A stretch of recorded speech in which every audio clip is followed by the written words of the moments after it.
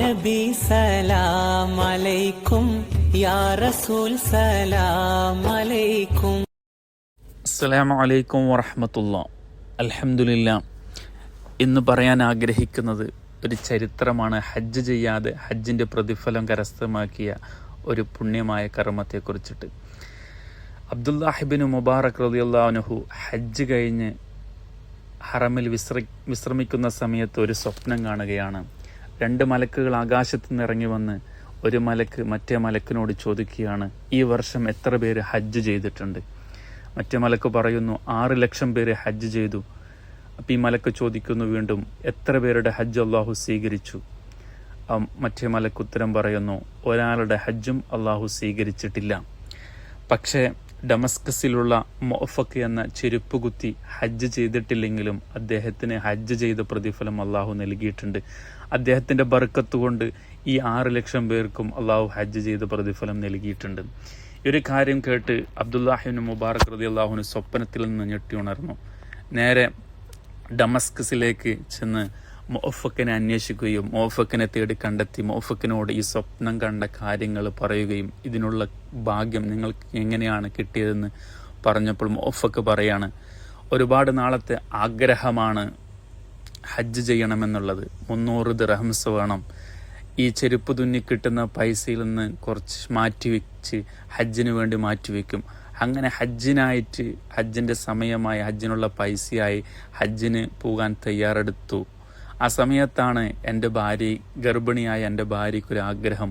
അയൽവാസിയുടെ വീട്ടിൽ നിന്ന് ഇറച്ചിയുടെ മണം വന്നപ്പോൾ ഇറച്ചി കഴിക്കണം എന്നുള്ളൊരു ആഗ്രഹം പറഞ്ഞു. നേരെ ഞാൻ അയൽവാസിയുടെ വീട്ടിൽ ചെന്ന് അവിടെ നിന്ന് വിളിച്ചു. അവിടെ നിന്നൊരു സ്ത്രീ പുറത്തേക്ക് വന്നു. അവരോട് പറഞ്ഞു, എൻ്റെ ഭാര്യ, ഗർഭിണിയായ ഭാര്യയ്ക്ക് കുറച്ച് ഇറച്ചി വേണം, നിങ്ങളുടെ കറി വേണമെന്ന് പറഞ്ഞപ്പോൾ അവിടെ നിന്ന് പറഞ്ഞു, ഇത് നിങ്ങൾക്ക് കഴിക്കൽ ഹറാമാണ്, ഞങ്ങൾക്കിത് അനുവദനീയമാണ്. അപ്പം മൊഫക്ക് ചോദിച്ചു, അതെങ്ങനെയാണ് എനിക്ക് ഹറാമോ നിങ്ങൾക്ക് ഹലാലുമാകുന്നത്? അവിടെ നിന്ന് പറഞ്ഞു, 3 ദിവസത്തോളമായി എൻ്റെ മക്കൾ പട്ടിണിയാണ്, അനാഥരാണ്, ഞാൻ വിധവയാണ്, ഭക്ഷണമില്ല.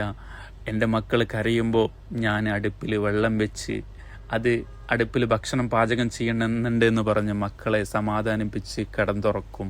അങ്ങനെ 3 ദിവസം കഴിഞ്ഞ് ഇപ്പോൾ എൻ്റെ മക്കൾ ഭക്ഷണമില്ലെങ്കിൽ മരണപ്പെട്ടു പോകുമെന്ന് എൻ്റെ ഉമ്മാനോട് മക്കൾ പറഞ്ഞപ്പോൾ ഞാൻ അവരെ എൻ്റെ കൺമുമ്പിൽ കണ്ടുകൊണ്ട് ഞാൻ പുറത്തേക്ക് ചെന്ന് വല്ല ഭക്ഷണം കിട്ടുമോ എന്ന് അന്വേഷിച്ചിറങ്ങിയപ്പോഴാണ് ഒരു ചത്ത കഴുതയെ കിട്ടിയത്.